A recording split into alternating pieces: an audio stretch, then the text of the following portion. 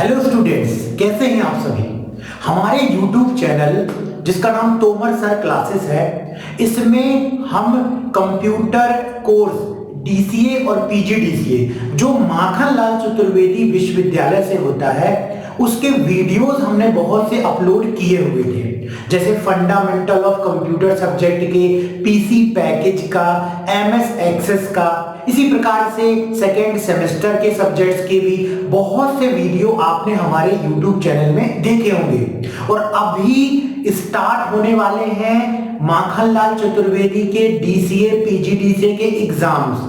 बहुत से स्टूडेंट्स अब पूछ रहे हैं हम हमारे वीडियोस में कमेंट में आकर के कि कुछ इंपॉर्टेंट क्वेश्चंस के बारे में बतलाइए, कुछ आप ये बतलाइए कि किस तरीके से क्वेश्चन एग्जाम में आते हैं या किस तरीके से पेपर को सॉल्व किया जाता है। तो उसके बारे में आज मैं आपको देने वाला हूं इस वीडियो में कंप्लीट जानकारी। तो केवल आपको करना ये है कि इस वीडियो को बिना स्किप किए लास्ट तक देखना है। देखिए, DCA हो या PGDCA हो, दोनों का जो पेपर का पैटर्न है लगभग सेम होता है। आपको 5 यूनिट आती हैं पेपर में। 5 यूनिट में हर यूनिट में आपको 2 क्वेश्चंस होते हैं, क्वेश्चन 1 क्वेश्चन 2, और बीच में क्वेश्चन 1 और क्वेश्चन 2 के अथवा होता है।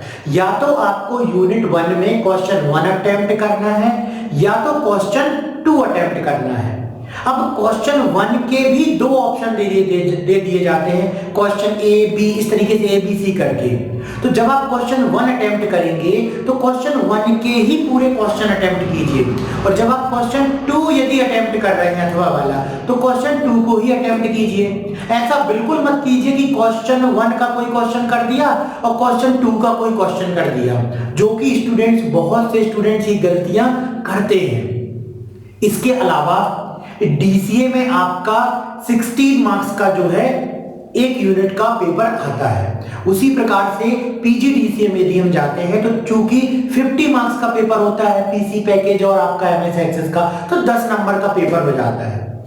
इसी प्रकार से अगर हम बात करते हैं कि किस तरीके से क्वेश्चन आंसर लिखने होते हैं, तो क्वेश्चन आंसर लिखने के लिए आपको एक ही कॉपी मिलती है, कोई सप्लीमेंट्री कॉपी नहीं दी जाती है। तो आपको 5 यूनिट को एक ही पेपर में लिखना होगा, ठीक है, एक ही कॉपी में लिखना होगा। अब क्वेश्चन आंसर को अटेम्प्ट करने का सबसे अच्छा तरीका ये होता है कि आपको सबसे पहले 5 यूनिट में ये देख लीजिए कि किस प्रश्न का उत्तर आपको अच्छे से बन रहा है। तो आप क्या कीजिए, उस यूनिट को आप चाहें तो पहले अटेम्प्ट कर सकते हैं और सबसे ऊपर हेडिंग में डाल दीजिए यूनिट 1st, 2nd, 3rd या 4th। अब यूनिट डालने के बाद आप क्वेश्चन जरूर लिखें कि आप क्वेश्चन 1 कर रहे हैं, क्वेश्चन 2 कर रहे हैं, क्वेश्चन 3 कर रहे हैं, क्वेश्चन 4 का A कर रहे हैं, B कर रहे हैं, ये जरूर लिखिए स्पष्ट। और हो सके तो क्वेश्चन को भी लिख दीजिए। कितना टाइम लगेगा क्वेश्चन लिखने में? डायरेक्ट कई लोग आंसर लिखना शुरू कर देते हैं तो चेक करने वाले को क्लियर नहीं होता कितना, कौन सा क्वेश्चन है, कितने मार्क्स का क्वेश्चन है, तो वहां कंफ्यूजन क्रिएट होता है और कई बार वो नंबर भी नहीं जोड़ पाते हैं। इसलिए क्लियर मेंशन कीजिए कि कौन सा क्वेश्चन है, उसका कौन से नंबर का आप क्वेश्चन का आंसर लिखने वाले हैं। अब क्वेश्चन लिखने के लिए आप सबसे बेस्ट तरीका तो ये है कि जो क्वेश्चन में पूछा गया है एग्जैक्ट उसी का आंसर लिखिए। जैसे प्रश्न आया, कंप्यूटर में प्राइमरी मेमोरी क्या होती है, तो अब आप बहुत बड़ा लंबा आंसर की मेमोरी को पूरा डिटेल में समझा रहे हैं, आप फिर कुछ और लिख रहे हैं, फिर आके लिख रहे हैं प्राइमरी मेमोरी, तो ऐसा बिल्कुल मत कीजिए। आप स्टार्ट ही कीजिए क्वेश्चन का आंसर कि प्राइमरी मेमोरी ये होती है। जहां उचित हो वही डायग्राम बनाइए, ज्यादा डायग्राम बनाने में टाइम वेस्ट मत कीजिए। और जो भी आंसर आप लिख रहे हैं उसको हेडिंग बना करके, हेडिंग को अंडरलाइन करके, और अगर कोई फ्लो चार्ट डायग्राम है तो उसको जरूर बनाइए, कोई कैटेगरी वाला डायग्राम है तो जरूर बनाइए। जैसे प्राइमरी मेमोरी में आता है रैम और से रोम, और रैम के भी प्रकार होते हैं, तो आप रैम और रोम के प्रकार को डायरेक्टली पूरा लिखने की बजाय अगर कैटेगरी के फॉर्म में एक्सप्लेन करेंगे तो उसमें ज्यादा अच्छे मार्क्स मिलेंगे और चेक करने वाले को भी क्लियर समझ में आएगा कि इसने क्या आंसर में लिखा हुआ है, जिससे आंसर में अच्छे मार्क्स मिल सकते हैं आपको।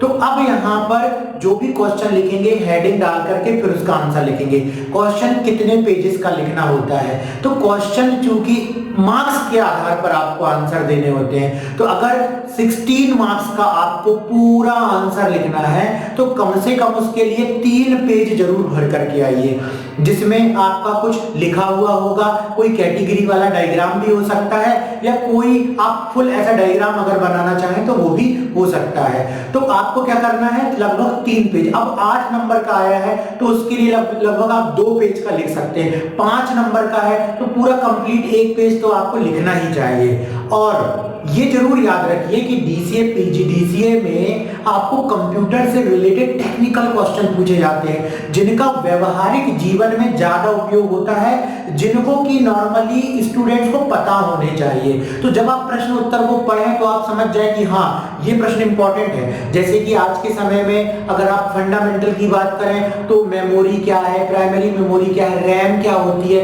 रैम के बारे में सभी को पता होना चाहिए, एसएसडी क्या होती है, कुछ इनपुट डिवाइस के बारे में बतलाइए, आउटपुट डिवाइस के बारे में बतलाइए। आप नंबर सिस्टम को जरूर पढ़ के जाएं, एक आध क्वेश्चन इसका आ जाता है, सॉफ्टवेयर क्या है, प्रोग्रामिंग लैंग्वेज क्या है। तो बस इसी प्रकार के क्वेश्चन रिपीट होते हैं। अगर पुराने क्वेश्चन पेपर को भी देख के जाएंगे तो भी आपको बहुत कुछ उससे मिलता जुलता ही मिलेगा। अब यदि आप किसी प्रैक्टिकल सब्जेक्ट वाले पेपर में जाते हैं तो भी आप सिलेबस के अंदर जब जाएंगे तो आपको समझ में आ जाएगा कि हाँ ये क्वेश्चंस ही इंपॉर्टेंट हो सकते हैं, जिनका व्यवहारिक जीवन में करते समय, प्रैक्टिकल करते समय ऑफिस में ज्यादा उपयोग होता है। ऐसे ही प्रश्न को नॉर्मली पूछा जाता है। अब हमने क्या किया हुआ है, हमारा कंप्यूटर सेंटर जिसका नाम है तोमर इंस्टीट्यूट ऑफ कंप्यूटर, जो मध्य प्रदेश के जबलपुर में बरेला क्षेत्र में है, तो हमने अपने स्टूडेंट्स को ना नोट्स बना करके दिए हुए हैं। इंपॉर्टेंट क्वेश्चन के आंसर को इंटरनेट, प्रज्ञा, मारुति और अलग अलग पब्लिकेशन की बुक से ढूंढ करके जो स्टूडेंट को क्लास में हमने लिखाया है उसी को हमने टाइप करके नोट्स बना लिए हैं। और एमपी में माखनलाल चतुर्वेदी के जो और भी सेंटर हैं, उन स्टूडेंट्स की हेल्प के लिए भी मैंने क्या किया है कि उन नोट्स को इंटरनेट में अपलोड कर दिया है। उन सभी नोट्स की लिंक मैंने वीडियो के डिस्क्रिप्शन में दी हुई है, आप लिंक पर क्लिक कीजिए और उन नोट्स को परचेज करके, जी हाँ बहुत ही मिनिमम फीस मैंने रखी हुई है, परचेज करके और तुरंत आपको ईमेल में वो मिल जाएंगे। जैसी पेमेंट डन होगी, इंस्टामोजो की लिंक है, जैसी पेमेंट होगी वैसे ही आपको ईमेल में नोट्स मिल जाएंगे। तो ये था आज की कंप्लीट वीडियो में कि किस तरीके से आप डीसीए पीजीडीसीए एग्जाम की तैयारी करेंगे। तो best of luck for your exam.